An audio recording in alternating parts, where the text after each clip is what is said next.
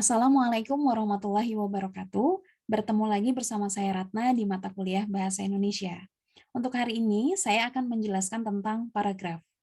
Materi ini disampaikan setelah teman-teman kemarin sudah menyimak materi diksi dan kalimat efektif, ya. Jadi setelah teman-teman sudah memahami kata, kalimat, sekarang kita masuk kepada paragraf.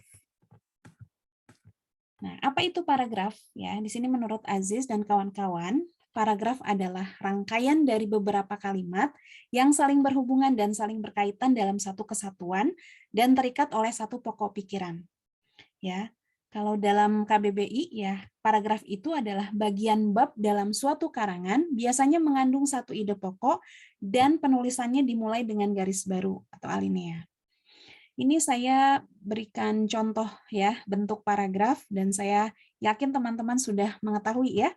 Biasanya di awal, di baris pertama itu ya, di awal-awal alinea itu ada menjorok ke dalam ya, biasanya di sini sekitar 5 tik ya jaraknya. Nah, sekarang kita masuk ke unsur-unsur paragraf. Apa saja sih unsur-unsur paragraf itu? Yang pertama ada kalimat utama ya. Kalimat utama ini akan menghasilkan sebuah gagasan utama. Dan kalimat penjelas akan menghasilkan sebuah gagasan penjelas ya. Biasanya gagasan penjelas ini tidak hanya satu ya, bisa beberapa karena fungsi dari gagasan penjelas ini adalah untuk menjelaskan sebuah gagasan utama. Baik, di sini apa itu gagasan utama? Atau bisa jadi ada yang mengatakan gagasan pokok, itu sama saja ya. Yaitu ide utama yang mendasari pengembangan sebuah paragraf. Dapat berupa kalimat inti atau berupa pokok paragraf. Gagasan penjelas adalah uraian atau tambahan informasi untuk menjelaskan gagasan pokok. Gagasan pendukung biasanya dinyatakan lebih dari satu kalimat. Tadi sesuai dengan apa yang sudah saya katakan ya. Biasanya gagasan penjelas itu lebih dari satu. Di sini ada contoh dari sebuah paragraf ya, yang di dalamnya ada gagasan utama dan gagasan penjelas. Jadi nanti kita akan analisis ya. Kita baca bersama-sama. Kebudayaan dibagi menjadi dua jenis, yaitu kebudayaan fisik dan kebudayaan non-fisik. Kebudayaan fisik merujuk pada benda-benda, sedangkan kebudayaan non-fisik berupa pemikiran dan tingkah laku. Contoh lain dari kebudayaan fisik adalah patung, lukisan, rumah, mobil, dan jembatan. Contoh kebudayaan pemikiran adalah filsafat, pengetahuan, ideologi, etika, dan estetika. Hasil kebudayaan berupa tingkah laku adalah adat istiadat, tidur, bertani, dan berkelahi. Ya, di sini sudah tahu ya, kalimat utamanya itu adalah kalimat pertama ya, yaitu menjelaskan tentang kebudayaan itu dibagi menjadi dua, yaitu fisik dan non-fisik.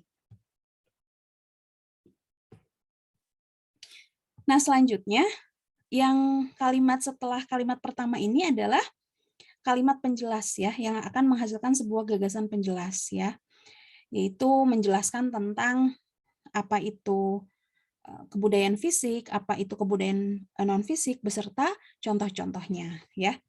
Itu contoh dari sebuah paragraf yang ada ide pokok dan gagasan pokok dan gagasan penjelas ya.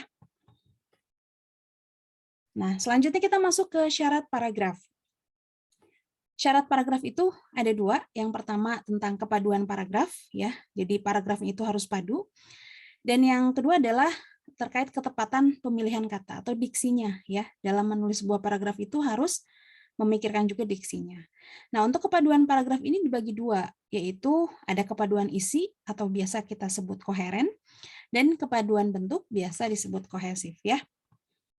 Nah, apa itu koheren? Ya, koheren itu adalah kepaduan dalam sebuah paragraf karena kalimat-kalimat yang menyusunnya terjalin secara logis dan berkaitan satu sama lain untuk mendukung gagasan utama.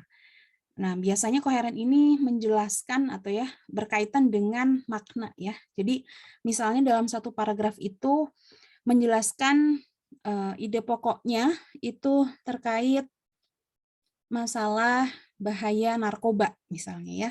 Nah, semua kalimat-kalimat penjelas itu harus menjelaskan tentang bahaya narkoba.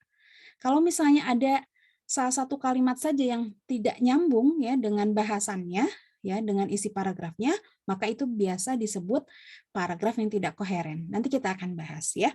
Nah, kemudian kalau kohesif itu apa? Ya, kohesif itu adalah keterpaduan bentuk berkaitan dengan penggunaan kata-katanya. Jadi biasanya paragraf itu kan selalu ada kata penghubungnya ya antar kalimat ya di dalam antar kalimat. Jadi ada yang mengaitkan antar kalimat dalam satu paragraf. Nah, itu dikatakan kohesif ya. Nah, di sini ada tanda-tanda kekohesifan. Apa saja? Ada hubungan penunjukan, yaitu ada itu, ini, tersebut, berikut, tadi, gitu ya. Ada hubungan pergantian, yaitu kita, mereka, ia, ini, itu. Ada hubungan pelesapan, sebagian, seluruhnya, ya. Ada hubungan perangkaian, ada dan, lalu, kemudian, akan tetapi, selain itu, dan dengan demikian.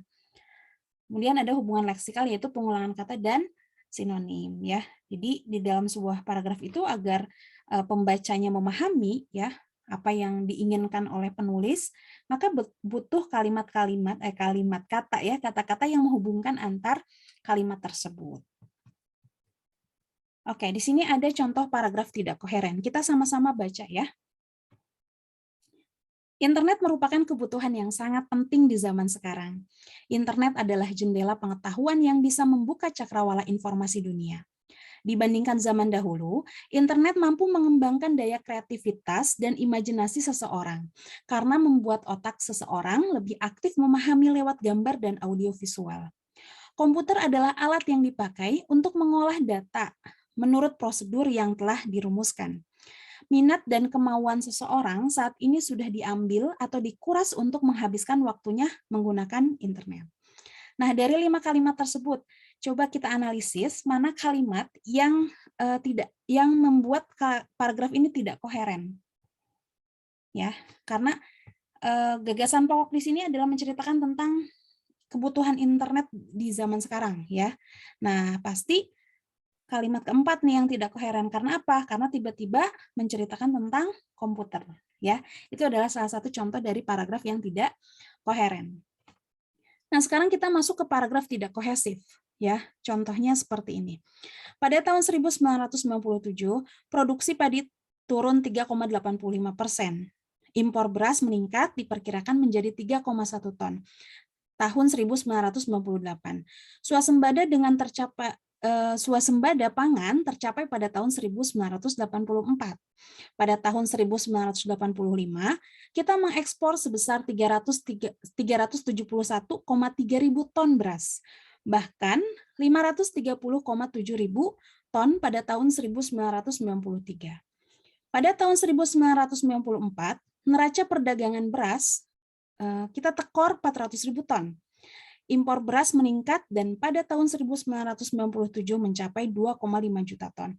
Nah, di sini terlihat ya bahwa paragraf ini sangat kaku ya.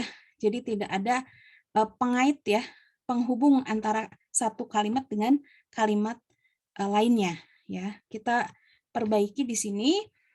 Nah, di sini dari kalimat ke satu ke kalimat kedua ya ditambahkan dengan akibatnya ya. Kemudian dari kalimat 2 ke kalimat 3 ada kata sesudahnya, ya lanjut.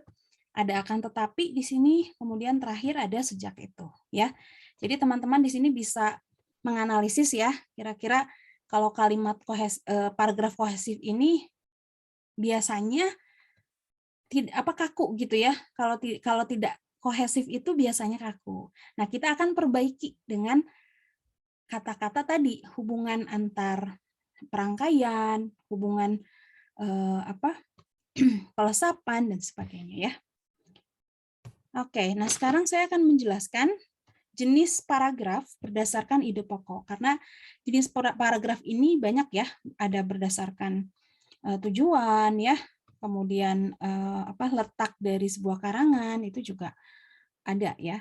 Nah, yang akan saya jelaskan di sini lebih kepada berdasarkan letak ide pokoknya. Ada apa saja? Yang pertama ada deduktif ya. Deduktif itu adalah gagasan utamanya berada di awal paragraf. Kalau induktif, gagasan utamanya berada di akhir paragraf ya. Campuran, gagasan utamanya berada di awal dan di akhir paragraf ya. Baik. kita baca bersama-sama. Ini ada contoh paragraf deduktif ya. Oke. Satu-satunya bidang pembangunan yang tidak mengalami imbas krisis ekonomi adalah sektor-sektor di bidang pertanian.